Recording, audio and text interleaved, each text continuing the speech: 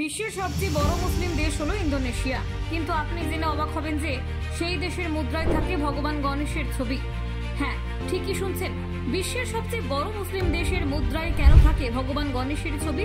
আসল কারণটা কিন্তু একেবারে চমকে দেওয়ার মতোই। দেখুন, ইন্দোনেশিয়া বিশ্বের সবচেয়ে বড় মুসলিম সংখ্যাগরিষ্ঠ দেশ, যার জনসংখ্যার প্রায় 87% মুসলিম। এত বিশাল মুসলিম জনসংখ্যার একটি দেশে হিন্দু দেবতা গণেশের ছবি সরকারিভাবে ব্যবহৃত হওয়া অনেকের কাছে অবাক লাগতে পারে। 1998 সালে ইন্দোনেশিয়ার কেন্দ্রীয় ব্যাংক কর্তৃক প্রকাশিত 20,000 রুপিয়ার নোটে গণেশের প্রতিকৃতি দেখা যায়। বিষয়টি দেখে অনেকেই প্রশ্ন করেন, কেন একটি মুসলিম দেশ তার মুদ্রায় হিন্দু দেবতার ছবি ছাপে? ইন্দোনেশিয়ার ইতিহাসে হিন্দু ও বৌদ্ধ ধর্মের গভীর প্রভাব রয়েছে।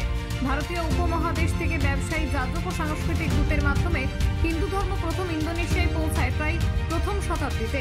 এরপর শতাব্দীর পর শতাব্দী ধরে অঞ্চলটিতে হিন্দু ও বৌদ্ধ রাজ্যগুলোর রাজত্ব চলে। শ্রী বিজয় ও মজাপাহিত সাম্রাজ্য ছিল হিন্দু বৌদ্ধ ঐতিহ্যের গুরুত্বপূর্ণ প্রতীক। এই সময়কালে রামায়ণ, মহাভারতের মতো ভারতীয় মহাকাব্য স্থানীয় সংস্কৃতিতে গভীরভাবে প্রভাব ফেলে। এর ফলে হিন্দু দেবতা ও দার্শনিকের চিন্তাধারা ইন্দোনেশিয়ার স্থাপত্য, শিল্প, নৃত্য, ভাষা এবং লোককাহিনীতে অটল স্থান করে নেয়। গণেশ হিন্দু ধর্মে বুদ্ধি, শিক্ষা, সৃজনশীলতা এবং সাফল্যের দেবতা হিসেবে পরিচিত। ইন্দোনেশিয়ার সংস্কৃতিতেও গণেশকে এই প্রতীকের মাধ্যমেই দেখা হয়। তাকে শুধুমাত্র ধর্মীয় দৃষ্টিকোণ থেকে নয়, বরং জ্ঞানের, শিক্ষার এবং সংস্কৃতির প্রতীক হিসেবে সম্মান জানানো হয়। 20,000 রুপিয়ার নোটে গণেশের সঙ্গে রয়েছে একটি শিক্ষার্থীর প্রতিকৃতি ও একটি মাইক্রোস্কোপ, যা বিজ্ঞান, শিক্ষা উন্নয়নের দিকে ইঙ্গিত করে। গণেশের উপস্থিতি মূলত শিক্ষা ও সংস্কৃতির প্রতি শ্রদ্ধা প্রদর্শনের বহিঃপ্রকাশ। ইন্দোনেশিয়ার বালি দ্বীপ হল একটি গুরুত্বপূর্ণ ব্যতিক্রম, যেখানে সংখ্যাগরিষ্ঠ মানুষ এখনো হিন্দু ধর্ম পালন করে। বালি দ্বীপের সংস্কৃতিতে গণেশ অত্যন্ত গুরুত্বপূর্ণ। বালি শুধু পর্যটন কেন্দ্র নয়, বরং এটি ইন্দোনেশিয়ার বহুত্ববাদী ও ধর্মীয় সহনশীলতার এক উজ্জ্বল নিদর্শন। ইন্দোনেশিয়ার সরকার দেশের এই বৈচিত্র্যময় ধর্মীয় সাংস্কৃতিক ঐতিহ্যকে শ্রদ্ধা এবং রক্ষা করতে সচেষ্ট। মুদ্রায় গণেশের ছবি রাখাও সেই উদার দৃষ্টিভঙ্গির প্রতিফলন। ইন্দোনেশিয়ার রাষ্ট্রীয় আদর্শ হল পঞ্চশীলা, যার প্রথম স্তম্ভ হল ঈশ্বরের প্রতি বিশ্বাস।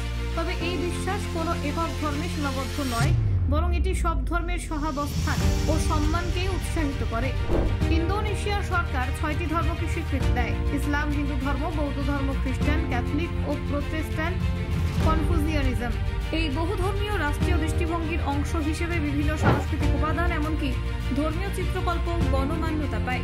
গণেশের ছবি শুধু দেশীয় ঐতিহ্যের সম্মান জানায় না, বরং এটি আন্তর্জাতিকভাবে ইন্দোনেশিয়াকে একটি ঐতিহাসিক ও সাংস্কৃতিকভাবে সমৃদ্ধ জাতি হিসেবে তুলে ধরে। বিশ্বমঞ্চে যখন একটি দেশ তার প্রাচীন ঐতিহ্যকে গর্বের সঙ্গে উপস্থাপন করে, তা জাতীয় পরিচয় ও মর্যাদাকে বৃদ্ধি করে। ইন্দোনেশিয়া একটি মুসলিম সংখ্যাগরিষ্ঠ দেশ হলেও এটি কেবল ধর্ম নয়, বরং বহু সংস্কৃতি ও ইতিহাসকে সম্মান জানিয়ে চলে। গণেশের ছবি একটি ধর্মীয় প্রতীক হওয়ার চেয়েও বেশি, এটি ইন্দোনেশিয়ার শিক্ষা, সংস্কৃতি ও বহুত্ববাদের প্রতি শ্রদ্ধার বহিঃপ্রকাশ। এই সম্মিলিত দৃষ্টি